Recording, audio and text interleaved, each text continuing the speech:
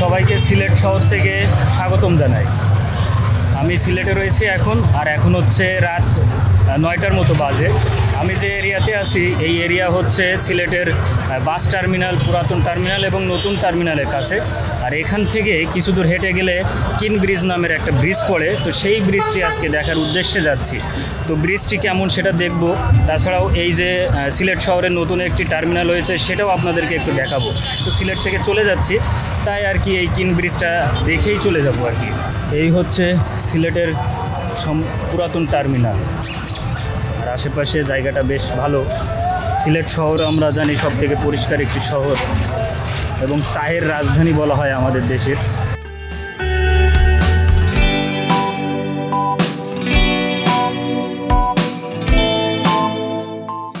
তো আমি এখন রয়েছে হচ্ছে কিন ব্রিজের উপরে।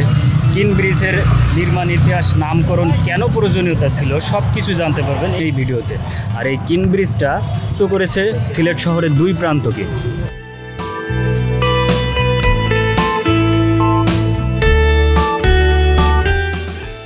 কিন ব্রিজকে কেন্দ্র করে সুরমা নদীর দুই পাড়ের সিলেট শহরটা বেশ সুন্দর।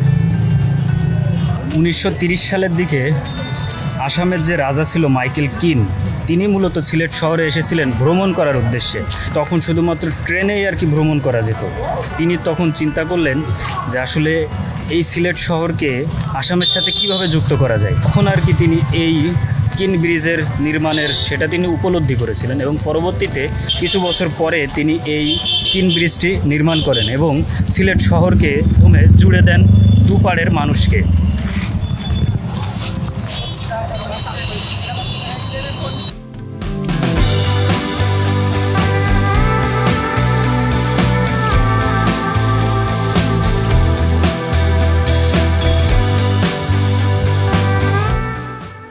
কিন ব্রিজের দুই প্রান্ত সংযোগ করেছে এরকম বড় বড় দুইটা গেটের মাধ্যমে। সিলেটকে আমরা বাংলাদেশের লন্ডন হিসেবে জেনে থাকি, তারই একটা ভাব যেন এই জালালাবাদ পার্কে ফুটে উঠেছে। দেখেন যে কত নান্দনিক ডিজাইন।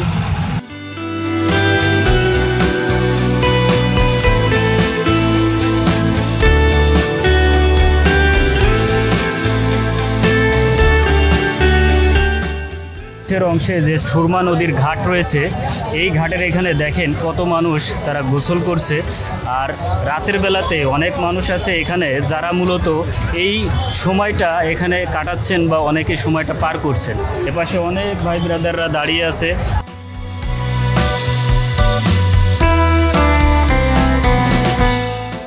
মাইকেল কিন তিনি মূলত এই সিলেট শহরের এই সুন্দর ব্রিজটা দেখার মতো সুযোগ করে দিয়েছিলেন আমাদেরকে।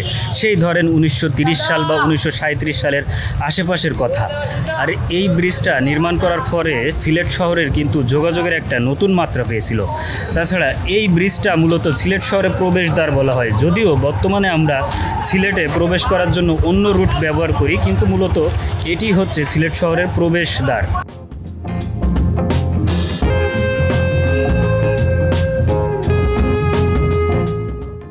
আমি এখন আছি সিলেট শহরের কদমতলী বাস টার্মিনালে, যে টার্মিনালটা বাংলাদেশের মধ্যে সর্বপ্রথম আইকনিক একটি আধুনিক সুবিধা সংযুক্ত একটি বাস টার্মিনাল, যেটা 2023 সালে উদ্বোধন করা হয়েছে। যাত্রীদেরকে আধুনিক সুযোগ সুবিধা দেওয়ার উদ্দেশ্যে তৈরি করা হয়েছে। আমরা জানি যে সিলেট শহরে বা সিলেট বিভাগে সবথেকে বেশি বৃষ্টি হয়, এখানেও কিন্তু বৃষ্টি হয়েছে। তো চলেন আমরা এই আইকনিক বাস টার্মিনালটা একটু ঘুরে দেখি।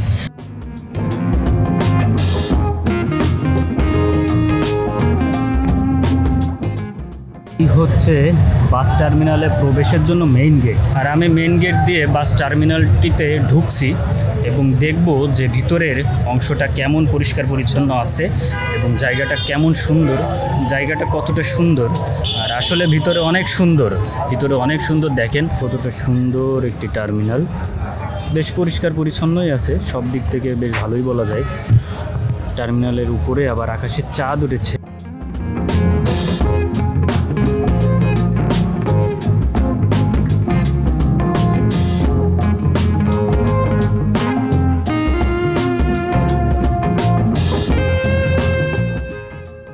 সিলেট শহরে মোটামুটি দুইটা হচ্ছে কিন ব্রিজ ছিল, আর একটা এই সিলেট শহরের আইকনিক নতুন টার্মিনালটি। এই দুটি দেখা শেষে আজকের ভিডিও থেকে বিদায় নিচ্ছি। যদি সবার কাছে ভিডিও ভালো লাগে তাহলে যা যা করার করবেন আর কি।